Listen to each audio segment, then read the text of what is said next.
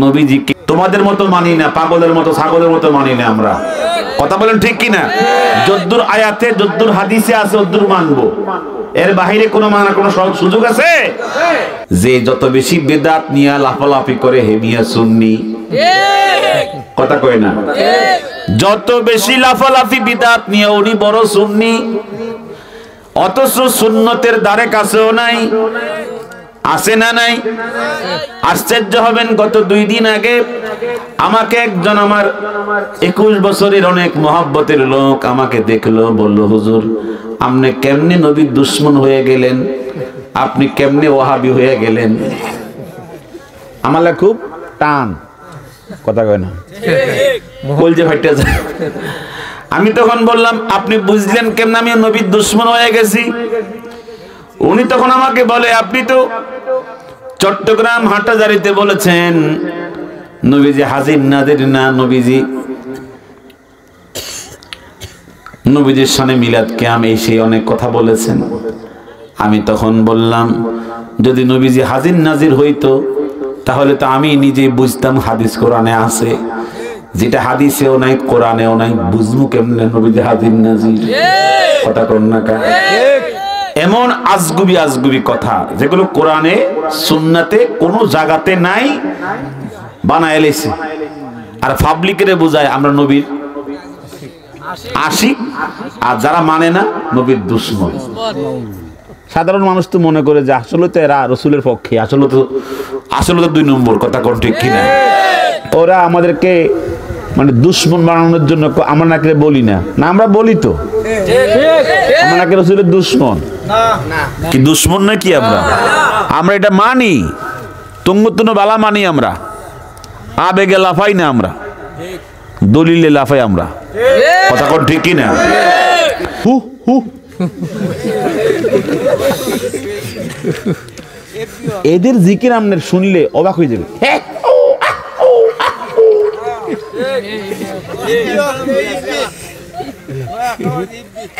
ইব্বি ও হিম হে, আশ্চর্য কথা, আমি তো নতুন শুনতেছি মনে হয়। হিম হে, হিম হে, আহা আহা, কোথায় আল্লাহ শব্দ, কোথায় কি? পাগল ছাগল ছাড়া এই সমস্ত দলে কেউ যায়? দেখ করলে কি বলে সোর, দলিল দে যে হু হু হু করলে কি হয়? কথা কর না, দলিল দে।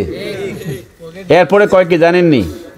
পানি গড়গড়ায় ফুটতেছে, পানি গড়গড়ায় ফুটতেছে, কিতে কিতে কয়। এই কই এত শব্দ কই পায়? এইভাবে কোনো জিকির হাদিসে কোরআনে কোথাও নাই। 21টা বছর এদেরকে চিনতে চিনতে এমন চিনছি রুচি নষ্ট হয়ে গেছে। নবীর অনুসরণ নাই, কয় সুন্নি। আশ্চর্য হবেন, দেওবন্দের ওলামায়ে কেরামদের সিদ্ধান্ত হলো, আহলুস সুন্নাত ওয়াল জামাতের সিদ্ধান্ত হলো আমাদের নবী রওজা শরীফে তিনি হায়াতুন নবী। কিন্তু বাতিল কিছু আকীদাপন্থী লোক আছে যারা এই কথাও বলে যেই নবী হায়াতুন নবী সেই নবী 3 তালাক। এত আজ থেকে নজরে কর নাউজুবিল্লাহ। তাহলে আহলুস সুন্নাত ওয়াল জামাতের আকীদার সাথে আমাদের আকীদা মিলতে হবে, যদি না মিলে তাহলে আমরা হব বাতিল। কথা কোন ঠিক কিনা? 21 বছর পর্যন্ত একটা আকীদা নিয়ে আমার সঙ্গে যথেষ্ট যুদ্ধ হয়েছে। নবীজিকে ভালোবাসতে বাসতে বন্ড বেদাতি যারা, মাজার পূজারী, কবর পূজারী যারা আমার নবীকে হাজের নাজের আকীদা পোষণ করে, যতই বুঝাইলাম ওরা বুঝতে চায় না। অতি ভক্তি সোরের লক্ষণ। কথা কয় না? অতি ভক্তি সোরের লক্ষণ। আমি ওদেরকে বললাম নবীর শানে যেটা আল্লাহ পাক দেন নাই, আল্লাহ পাক নবীকে দেন নাই, এটা আপনি বানাইলেই তো হবে না, এটা কোনো আকীদারের বিষয়ই না। এই পর্যন্ত আহলুস সুন্নাত ওয়াল জামাতের কোনো ইমাম বুখারী, ইমাম মুসলিম, ইমাম তিরমিজি, ইমাম আবু দাউদ, ইমাম নাসাই, ইমাম ইবনু মাজাহ ইমাম আবু হানিফা, ইমাম শাফিঈ, ইমাম মালিক, ইমাম আহমদ ইবনে হাম্বল, ইমাম সুফিয়ান সাউরি, ইমাম আল আউজাই, কোন ইমাম যেখানে বলেন নাই নবীজি হাজের নাজের, এটা আহলুস সুন্নাত ওয়াল জামাতের আকীদা।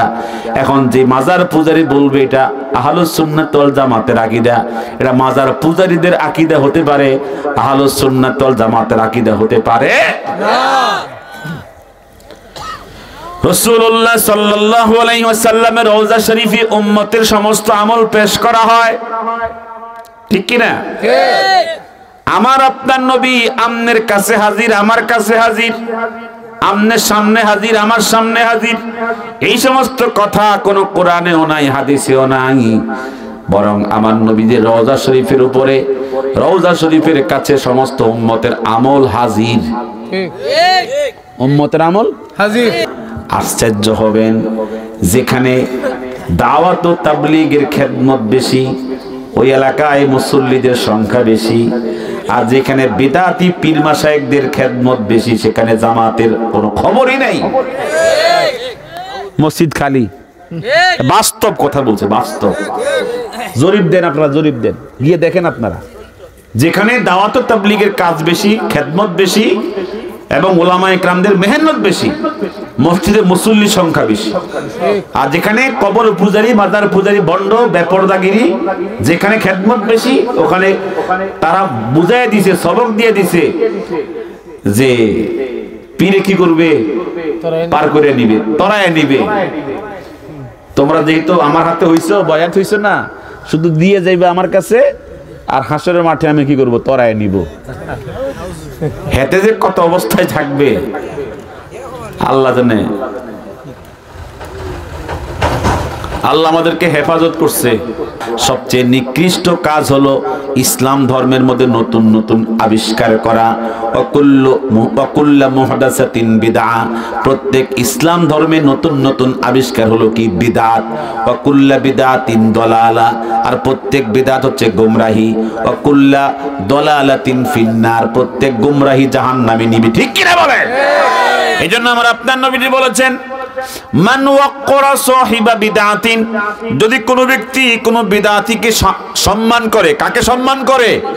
কোন বিদআতিকে সম্মান করে, ফাকান্নাহু আ'ানা আলা হাদামিল ইসলাম, সেজন্য ইসলাম ধর্ম ধ্বংস করার জন্য সাহায্য করেছে। নাউজুবিল্লাহ জোরে বলে। আজকে থেকে কোন বিদআতিকে সম্মান করব না। হাত তুলতে পারবেন? আরে আশ্চর্য কথা, হাত তুললে কষ্ট হইতেছে।